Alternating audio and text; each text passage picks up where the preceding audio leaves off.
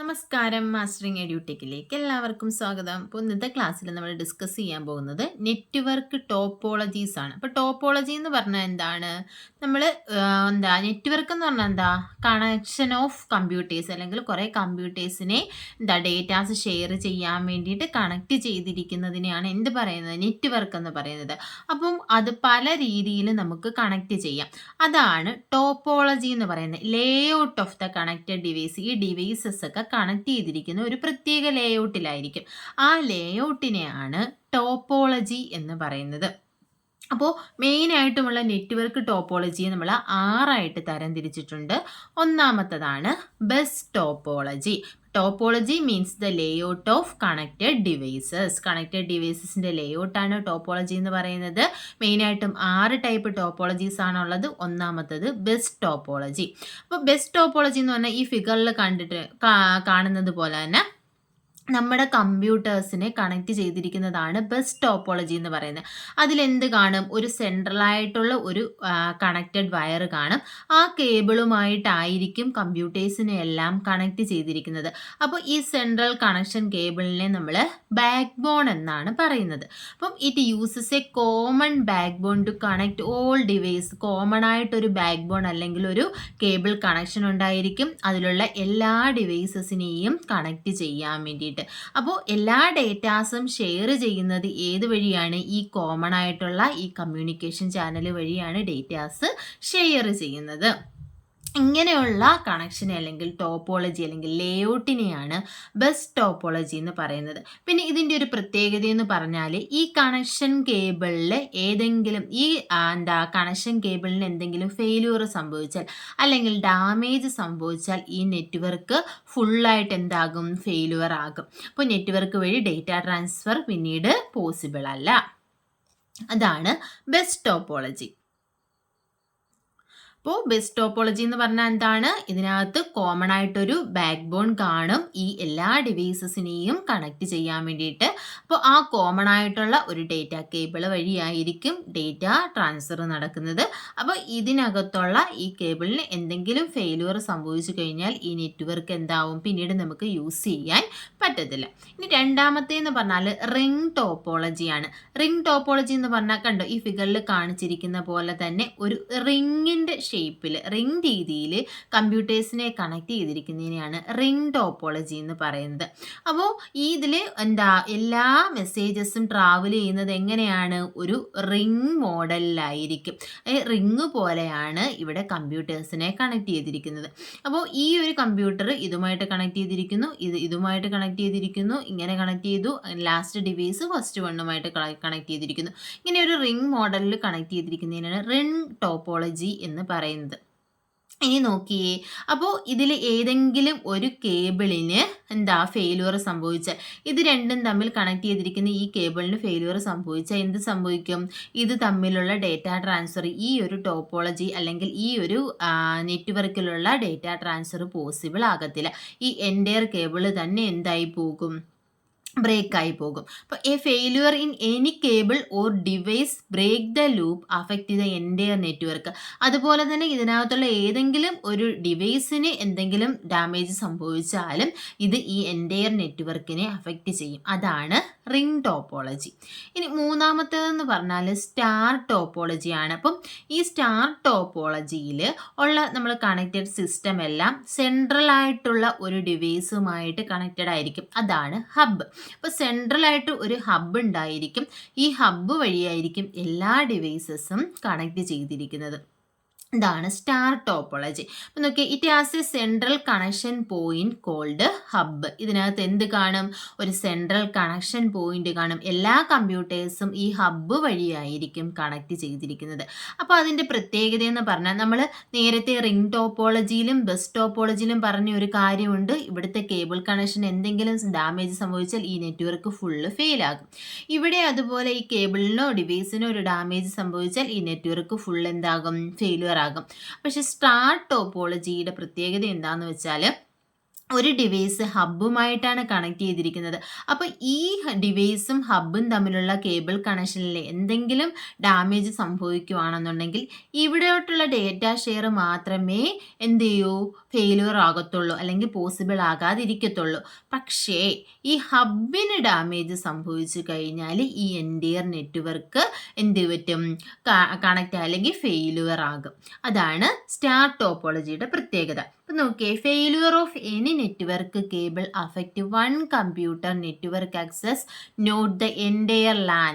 അപ്പം ഏതെങ്കിലും ഒരു നെറ്റ്വർക്ക് കേബിളിന് ഫെയിലിയർ സംഭവിച്ചു കഴിഞ്ഞാൽ ആ കമ്പ്യൂട്ടറിലേക്കുള്ള മാത്രമുള്ള നെറ്റ്വർക്ക് ആക്സസിന് എന്ത് സംഭവിക്കൂ, ഫെയിലിയർ സംഭവിക്കൂ. ഈ എൻറ്റയർ ലാനിന് ഫുള്ളായിട്ടുള്ള ഈ ഒരു കണക്ഷന് ഫെയിലിയർ സംഭവിക്കത്തില്ല. ആ ഒരു സിസ്റ്റത്തിലേക്കുള്ള ഡേറ്റ ട്രാൻസ്ഫർ മാത്രമേ പോസിബിൾ ആകാതിരിക്കത്തുള്ളൂ. അപ്പം ഇഫ് ദ ഹബ് ഫെയിൽസ്, ഹബിനാണ് ഫെയിലിയർ ഉണ്ടാകുന്നതെങ്കിൽ ദ എൻറ്റയർ നെറ്റ്വർക്ക് ഫെയിൽസ്, ആ നെറ്റ്വർക്ക് ഫുള്ളായിട്ട് ഫെയിലിയർ ആകും. അപ്പം അതാണ് സ്റ്റാർ ടോപ്പോളജി. ഇനി അടുത്തതെന്ന് പറഞ്ഞാൽ ട്രീ ടോപ്പോളജിയാണ്. അപ്പോൾ ട്രീ ടോപ്പോളജി എന്ന് പറഞ്ഞാൽ മൾട്ടിപ്പിൾ സ്റ്റാർ ടോപ്പോളജീസ് ഒരു ബസ്സുമായിട്ട് കണക്ട് ചെയ്തിരിക്കുന്നതിനെ ആണ് ട്രീ ടോപ്പോളജി എന്ന് പറയുന്നത്. നോക്കിയേ, ഇവിടെ ഒരു സ്റ്റാർ ടോപ്പോളജി ഉണ്ട്. ഇവിടെ കുറേ കമ്പ്യൂട്ടേഴ്സ് ഉണ്ട്. ഇവിടെ 4 കമ്പ്യൂട്ടേഴ്സ് ഉണ്ട്. ഈ 4 കമ്പ്യൂട്ടറും ഒരു സെൻട്രൽ ഹബ്ബുമായിട്ട് കണക്ട് ചെയ്തിരിക്കുകയാണ്. ഇവിടെ ഒരു 3 കമ്പ്യൂട്ടേഴ്സ് ഉണ്ട്. അത് 3ഉം ഒരു സെൻട്രൽ ഹബ്ബുമായിട്ട് കണക്ട് ചെയ്തിരിക്കുകയാണ്. അപ്പോൾ ഇതെന്താണ്? ഇത് സ്റ്റാർ ടോപ്പോളജിയാണ്, ഇതും സ്റ്റാർ ടോപ്പോളജിയാണ്. പക്ഷേ ഈ സ്റ്റാർ ടോപ്പോളജീസ് എല്ലാം കൂടി എന്താണ്, ഒരു സിംഗിൾ ബസ്സുമായിട്ടാണ് കണക്ട് ചെയ്തിരിക്കുന്നത്. അപ്പോൾ ഈ രീതിയിൽ വരുന്നതാണ് ട്രീ ടോപ്പോളജി എന്ന് പറയുന്നത്. Tree topology integrate multiple star topologies together on to a bus. അടുത്തതെന്ന് പറഞ്ഞാൽ only hub connected directly to the tree and each hub function as a root. അപ്പോൾ ഹബ്ബാണ് എന്തുമായിട്ട് കണക്ട് ചെയ്തിരിക്കുന്നത്, ഈ ട്രീയിലോട്ട് കണക്റ്റ് ഡയറക്ട്ലി കണക്ഷൻ ഉള്ളത്. അപ്പോൾ ഇതാണ് ട്രീ ടോപ്പോളജി എന്ന് പറയുന്നത്. ഇനി അടുത്തതെന്ന് പറഞ്ഞാൽ മെഷ് ടോപ്പോളജിയാണ്. അപ്പം മെഷ് ടോപ്പോളജിയിൽ ഓരോ ഡിവൈസും മറ്റ് ഡിവൈസുമായിട്ട് കണക്റ്റഡ് ആയിരിക്കും. ഇതാണ് മെഷ് ടോപ്പോളജി എന്ന് പറയുന്നത്. അപ്പം നോക്കിയേ, every device connect to every other device. ഓരോ ഡിവൈസും, ഈ ഒരു ഡിവൈസ് ഇതുമായിട്ടും ഇതുമായിട്ടും കണക്റ്റഡ് ആയിരിക്കും. ഈ ഡിവൈസ് എടുത്താലും ഇതുമായിട്ടും ഇതുമായിട്ടും ഇതുമായിട്ടും ഇതുമായിട്ടും കണക്റ്റഡ് ആയിരിക്കും. ഓരോ ഡിവൈസും മറ്റ് ഡിവൈസസുമായിട്ട് കണക്റ്റഡ് ആയിരിക്കും. ഇങ്ങനെയുള്ള ടോപ്പോളജിയാണ് മെഷ് ടോപ്പോളജി എന്ന് പറയുന്നത്. അപ്പോൾ ഹയസ്റ്റ് റിലയബിലിറ്റി ഉള്ള ടോപ്പോളജി ഏതാണെന്ന് ചോദിച്ചാൽ അത് മെഷ് ടോപ്പോളജിയാണ്. ഇനി ലാസ്റ്റ് വൺ ഏതാണെന്ന് ചോദിച്ചാൽ ഹൈബ്രിഡ് ടോപ്പോളജിയാണ്.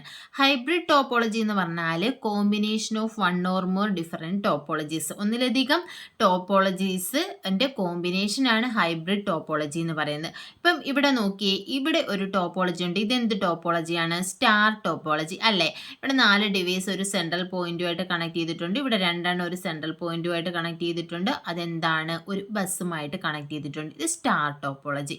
ഇതെന്താണ്? ഇവിടെ ഒരു ബസ്സുണ്ട്, ഡിവൈസസ് എല്ലാം ആ ബസ്സുമായിട്ടാണ് കണക്ട് ചെയ്തിരിക്കുന്നത്. ഇത് എന്ത് ടോപ്പോളജിയാണ്? Bus topology. ഇനി ഇവിടെ നോക്കിയേ, ഇവിടെ എന്താണ്? ഇവിടെ ഒരു റിംഗ് ടോപ്പോളജിയാണ്. അപ്പോൾ ഇവിടെ മൾട്ടിപ്പിൾ ടോപ്പോളജീസിനെ തമ്മിൽ കേബിൾ യൂസ് ചെയ്തിട്ട് എന്ത് ചെയ്തിട്ടുണ്ട്? കണക്ട് ചെയ്തിട്ടുണ്ട്. അപ്പം ഇങ്ങനെ വരുന്ന ടോപ്പോളജി ആണ് ഹൈബ്രിഡ് ടോപ്പോളജി എന്ന് പറയുന്നത്. Combination of various different topologies. അപ്പോൾ ഇന്ന് നമുക്ക് ഇൻ്റർനെറ്റ് എന്താണെന്ന് നോക്കാം. നമ്മൾ പറഞ്ഞു നെറ്റ്വർക്ക് എന്ന് പറഞ്ഞാൽ എന്താണ്? കണക്ഷൻ ഓഫ് കമ്പ്യൂട്ടേഴ്സ്, ഒന്നിലധികം കമ്പ്യൂട്ടേഴ്സിൻ്റെ കണക്ഷനെയാണ് നെറ്റ്വർക്ക് എന്ന് പറയുന്നത്. അപ്പോൾ ഇൻ്റർനെറ്റ് എന്ന് പറഞ്ഞാൽ എന്താണ്? നെറ്റ്വർക്ക് ഓഫ് നെറ്റ്വർക്ക്, നെറ്റ്വർക്കുകളുടെ നെറ്റ്വർക്ക്, അല്ലെങ്കിൽ ഒന്നിലധികം നെറ്റ്വർക്കുകളെ തമ്മിൽ കണക്ട് ചെയ്തിരിക്കുന്നതിനെയാണ് ഇൻ്റർനെറ്റ് എന്ന് പറയുന്നത്. നോക്കിയേ, thousands of individual computer network interconnected to form internet. അപ്പോൾ തൗസൻഡ്സ് ഓഫ് ഇൻഡിവിജ്വൽ കമ്പ്യൂട്ടർ നെറ്റ്വർക്ക്സിനെ ഇൻ്റർ കണക്ട് ചെയ്തിട്ടാണ് ഇൻ്റർനെറ്റ് ഫോം ചെയ്തിരിക്കുന്നത്. ഇതെന്ന് പറഞ്ഞാൽ എന്താണ്? ഒരു വേൾഡ് വൈഡ് സിസ്റ്റമാണ് ഇൻ്റർനെറ്റ് എന്ന് പറയുന്നത്. കമ്പ്യൂട്ടർ നെറ്റ്വർക്കുകളെ വേൾഡ് വൈഡായിട്ട് കണക്ട് ചെയ്യാനുള്ള ഒരു സിസ്റ്റമാണ് ഇൻ്റർനെറ്റ് എന്ന് പറയുന്നത്. അപ്പം ഇതിനകത്ത് പല രീതിയിലുള്ള പ്രോട്ടോകോൾസ് യൂസ് ചെയ്തിട്ടുണ്ട്. അപ്പോൾ ഇൻ്റർനെറ്റിൽ മെയിനായിട്ടും യൂസ് ചെയ്യുന്ന ഒരു പ്രോട്ടോകോൾ എന്ന് പറയുന്നത് TCP/IP ആണ്. TCP/IP protocol. TCP എന്ന് പറഞ്ഞാൽ ട്രാൻസ്മിഷൻ കൺട്രോൾ പ്രോട്ടോകോൾ, IP എന്ന് പറഞ്ഞാൽ ഇൻ്റർനെറ്റ് പ്രോട്ടോകോൾ. വേൾഡ് വൈഡായിട്ട് കമ്പ്യൂട്ടേഴ്സിനെ കണക്ട് ചെയ്യാൻ വേണ്ടിയിട്ട് ഇൻ്റർനെറ്റിൽ യൂസ് ചെയ്യുന്ന പ്രോട്ടോകോൾസ് ആണ് TCP/IP പ്രോട്ടോകോൾസ് എന്ന് പറയുന്നത്. അപ്പോൾ പ്രോട്ടോകോൾ എന്താണെന്ന് നമ്മൾ നേരത്തെയും പറഞ്ഞിട്ടുണ്ട്. എന്താണ്? നമ്മുടെ നെറ്റ്വർക്കിൽ യൂസ് ചെയ്യുന്ന ചില ഗൈഡ് ലൈൻസ് അല്ലെങ്കിൽ സെറ്റ് ഓഫ് റൂൾസിനെ ആണ് എന്ത് പറയുന്നത്? പ്രോട്ടോകോൾസ് എന്ന് പറയുന്നത്. അപ്പോൾ protocols are the set of guidelines that aid regulating the operations of any specific technology. നോക്കിയേ, ഇതിൽ നമ്മൾ സ്റ്റാൻഡേർഡ് ഇൻ്റർനെറ്റ് പ്രോട്ടോകോൾ ആയിട്ടുള്ള ഏതാണ്? TCP/IP to connect computer users world വൈഡിലുള്ള കമ്പ്യൂട്ടർ യൂസേഴ്സിനെ കണക്ട് ചെയ്യാൻ വേണ്ടിയിട്ട് യൂസ് ചെയ്യുന്ന പ്രോട്ടോകോളാണ് TCP/IP. TCP/IPയുടെയൊക്കെ ഫുൾ ഫോം എക്സാമിന് ചോദിച്ചിട്ടുണ്ട്. TCP എന്ന് പറഞ്ഞാൽ ട്രാൻസ്മിഷൻ കൺട്രോൾ പ്രോട്ടോകോളാണ്. IP എന്ന് പറഞ്ഞാൽ ഇൻ്റർനെറ്റ് പ്രോട്ടോകോളാണ്. അപ്പോൾ എന്തിനു വേണ്ടിയിട്ടാണ് TCP/IP യൂസ് ചെയ്യുന്നത്? നമുക്ക് ഡേറ്റാസിനെ പാക്കറ്റ്സ് ആയിട്ട് ഒരു സോഴ്സിൽ നിന്നും ഡെസ്റ്റിനേഷനിലേക്ക് സെൻഡ് ചെയ്യാൻ വേണ്ടിയിട്ടാണ് TCP/IP പ്രോട്ടോകോൾസ് യൂസ് ചെയ്യുന്നത്. ഇനി മറ്റൊരു പ്രോട്ടോകോളാണ് FTP. FTP എന്ന് പറഞ്ഞാൽ ഫയൽ ട്രാൻസ്ഫർ പ്രോട്ടോകോൾ. പേരിൽ തന്നെയുണ്ട്. എന്താ? Can transfer text, files, documents etcetera. അതായത് നമുക്ക് ടെക്സ്റ്റ്, ഫയൽസ്, ഡോക്യുമെൻറ്റ്സ് ഒക്കെ സെൻഡ് ചെയ്യാൻ വേണ്ടിയിട്ട്, ട്രാൻസ്ഫർ ചെയ്യാൻ വേണ്ടിയിട്ട് യൂസ് ചെയ്യുന്ന പ്രോട്ടോകോളാണ് FTP, ഫയൽ ട്രാൻസ്ഫർ പ്രോട്ടോകോൾ.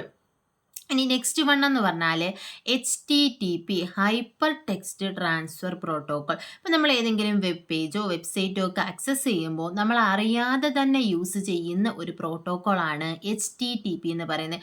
നിങ്ങൾക്ക് തന്നെ കാണാം, നമ്മൾ ഗൂഗിൾ ഇപ്പം നമ്മൾ ഏതെങ്കിലും വെബ് ബ്രൗസർ ഓപ്പൺ ചെയ്യുക, മോസില്ല ഫയർഫോക്സ്, അങ്ങനെ ഏതെങ്കിലും വെബ് ബ്രൗസർ ഓപ്പൺ ചെയ്തതിന് ശേഷം നമ്മൾ സെർച്ച് ബാറിൽ ജസ്റ്റ് ഗൂഗിളിന് മാത്രം ടൈപ്പ് ചെയ്ത് കൊടുത്തിട്ട് നമ്മൾ സെർച്ച് ചെയ്യുവാണെങ്കിൽ മുകളിലൊരു അഡ്രസ് ബാർ ഉണ്ട്. അവിടെ നമുക്ക് അഡ്രസ്സ് കാണാം. HTTP :/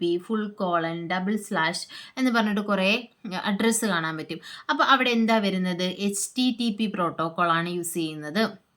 നമ്മൾ അറിയാതെ തന്നെ നമ്മൾ സെർച്ച് ചെയ്യുമ്പോഴൊക്കെ യൂസ് ചെയ്യുന്ന പ്രോട്ടോക്കോളാണ് HTTP, hyper text transfer protocol എന്നാണ് ഫുൾ ഫോം പഠിച്ചു വെക്കണം. ഫുൾ ഫോം ഇമ്പോർട്ടൻ്റ് ആണ്, പല എക്സാമിന് ചോദിക്കാറുണ്ട്. അപ്പോൾ എന്തിനാണ് യൂസ് ചെയ്യുന്നത്? Used to move hypertext link between 2 or more computers.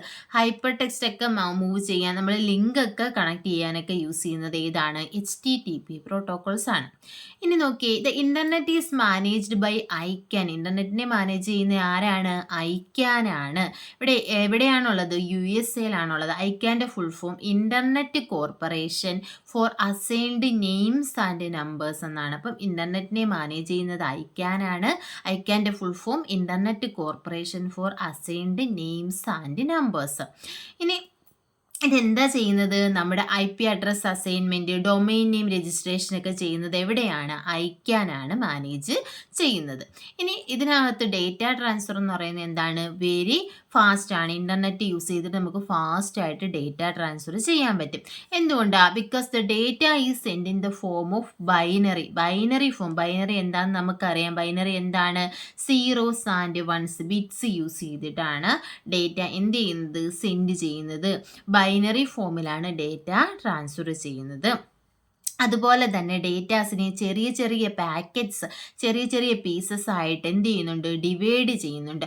അപ്പോൾ ആ ചെറിയ സ്മോൾ പീസിനെ പറയുന്ന പേരാണ് packets. Okay, data transfer is very fast on the internet വഴി ഡേറ്റ ട്രാൻസ്ഫർ വളരെ ഫാസ്റ്റ് ആണ്. Because the data is send in the form of binary. ഏത് ഫോമിലാണ്? ബൈനറി ഫോമിലാണ് ഡേറ്റ സെൻഡ് ചെയ്യുന്നത്. And are divided into small pieces called packets. ഡേറ്റയെ ചെറിയ pieces ആയിട്ടുള്ള പാക്കറ്റ്സ് ആയിട്ട് ഡിവൈഡ് ചെയ്തിട്ടുണ്ട്. ഇനി ഇൻ്റർനെറ്റിൻ്റെ ഏൻഷ്യൻ ഫോം ഏതാണെന്ന് ചോദിച്ചാൽ ഏതാണ്? ARPANET ആണ്. ഇതെന്തിനാണ്? അമേരിക്കൻ ഡിപ്പാർട്ട്മെൻറ്റ് ഓഫ് ഡിഫൻസ് ആണ് ARPANET ഡെവലപ്പ് ചെയ്തത്. ഇനി ഇന്ത്യയിൽ സ്റ്റാർട്ട് ചെയ്ത ഇൻ്റർനെറ്റ് ഏതാണെന്ന് ചോദിച്ചാൽ ഏതാണ്? VSNL ആണ്. VSNL, Videsh Sanchar Nigam limited. ഇപ്പം ഇന്ത്യയിൽ ഇൻ്റർനെറ്റ് സ്റ്റാർട്ട് ചെയ്തത് ആരാണെന്ന് ചോദിച്ചാൽ ആരാണ്? VSNL ആണ്. വിദേശ് സഞ്ചാർ നിഗം ലിമിറ്റഡ് ആണ്. ഇനി നമുക്ക് പറയാനുള്ള 2 പോയിന്റ്സ് ആണ് ഇൻട്രാനെറ്റ് ആൻഡ് എക്സ്ട്രാനെറ്റ്. ഇൻട്രാനെറ്റ് എന്ന് പറഞ്ഞാൽ ഇപ്പോൾ ഏതെങ്കിലും ഓർഗനൈസേഷനകത്തുള്ള കമ്പ്യൂട്ടേഴ്സിനെ തമ്മിൽ കണക്ട് ചെയ്യുന്ന, അവിടെയുള്ള ഓർഗനൈസേഷനിലുള്ള നെറ്റ്വർക്കിനെയാണ് ഇൻട്രാനെറ്റ് എന്ന് പറയുന്നത്. ഇനി എക്സ്ട്രാനെറ്റ് എന്ന് പറഞ്ഞാൽ ഒരു ഓർഗനൈസേഷനിലെ നെറ്റ്വർക്ക് ആയിരിക്കും. അപ്പോൾ ആ നെറ്റ്വർക്ക് വിതിൻ ആൻ ഓർഗനൈസേഷനിലുള്ള നെറ്റ്വർക്ക് ആയിരിക്കും. അപ്പോൾ ആ ഓർഗനൈസേഷനിൽ മാത്രമല്ല ഓതറൈസ്ഡ് ആയിട്ടുള്ള ആൾക്കാർ ഔട്ട്സൈഡ് ഉള്ളവരും കാണും. അപ്പോൾ ഓതറൈസ്ഡ് ആയിട്ടുള്ള ഔട്ട്സൈഡ് യൂസേഴ്സിനെയും ആ ഓർഗനൈസേഷനിലെ നെറ്റ്വർക്കിനെയും തമ്മിൽ കണക്ട് ചെയ്യാൻ വേണ്ടിയിട്ട് യൂസ് ചെയ്യുന്നതാണ് എക്സ്ട്രാനെറ്റ്. എന്താണ് ഇൻട്രാനെറ്റും എക്സ്ട്രാനെറ്റും തമ്മിലുള്ള ഡിഫറൻസ്? ഇൻട്രാനെറ്റ് എന്ന് പറഞ്ഞാൽ it is a network of computers within an organisation. Extranet എന്ന് പറഞ്ഞാൽ network within an organisation connect to the authorised outside users. ഓർഗനൈസേഷനിൽ അതുപോലെ തന്നെ പുറത്തുള്ള ഓതറൈസ്ഡ് യൂസേഴ്സിനെയും കണക്ട് ചെയ്യാൻ യൂസ് ചെയ്യുന്നതാണ് എക്സ്ട്രാനെറ്റ്. ഇനി നമുക്ക് പറയാനുള്ള 2 പോയിന്റ്സ് ക്ലയൻറ്റ് ആൻഡ് സെർവർ ആണ്. എന്താണ് ക്ലയൻറ്റ്, എന്താണ് സെർവർ? ഇപ്പോൾ ക്ലയൻറ്റ് എന്ത് ചെയ്യും? ഒരു റിക്വസ്റ്റ് ചെയ്യും. ഇപ്പോൾ ഏതെങ്കിലും ഒരു വെബ് പേജോ എന്തെങ്കിലും നമുക്ക് വേണമെന്നുണ്ടെങ്കിൽ നമ്മൾ റിക്വസ്റ്റ് ചെയ്യും ഇന്ന വെബ് പേജിന് വേണ്ടിയിട്ട്. അപ്പോൾ ഇതെല്ലാം സ്റ്റോർ ചെയ്തിരിക്കുന്ന ഒരു പ്ലേസ് ആണ് ഇത് സെർവർ എന്ന് പറയുന്നത്. അപ്പോൾ സെർവർ എന്ന് പറഞ്ഞാൽ ഒരു കമ്പ്യൂട്ടർ തന്നെ ആയിരിക്കും. അപ്പോൾ ഇതെല്ലാം സ്റ്റോർ ചെയ്തിരിക്കുന്നത് എവിടെയാണ്? സെർവറിലാണ്. അപ്പോൾ ക്ലയൻറ്റ് റിക്വസ്റ്റ് ചെയ്യുമ്പോൾ എന്ത് ചെയ്യും? സെർവറിൽ സെർച്ച് ചെയ്യും ആ പേജ് ഉണ്ടോ എന്ന്. അപ്പോൾ ആ പേജ് ഉണ്ടെങ്കിൽ അതിനെ എന്ത് ചെയ്യും? ക്ലയൻറ്റിന് തിരിച്ച് കൊടുക്കും. അതാണ് ക്ലയൻറ്റ് റിക്വസ്റ്റ് ചെയ്യും സെർവറിലോട്ട്, സെർവർ എന്ത് ചെയ്യും? അത് റെസ്പോണ്ട് ചെയ്യും. ഇതാണ് ക്ലയൻറ്റ് ആൻഡ് സെർവർ. അപ്പോൾ എന്താണ് client request service and server provide dum. അപ്പോൾ സർവീസിന് വേണ്ടിയിട്ട് ക്ലയൻറ്റ് റിക്വസ്റ്റ് ചെയ്യും. ആരാണ് അത് പ്രൊവൈഡ് ചെയ്യുന്നത്? സെർവറാണ് ആ സർവീസ് പ്രൊവൈഡ് ചെയ്യുന്നത്. അപ്പം ഇത്രയുമാണ് നമ്മൾ ഇന്നത്തെ ക്ലാസ്സിൽ ഡിസ്കസ് ചെയ്യുന്നത്. അപ്പോൾ ക്ലാസ്സുകൾ ഇഷ്ടപ്പെടുകയാണെന്നുണ്ടെങ്കിൽ ലൈക്ക് ചെയ്യുക, ഷെയർ ചെയ്യുക, സബ്സ്ക്രൈബ് ചെയ്യുക. താങ്ക്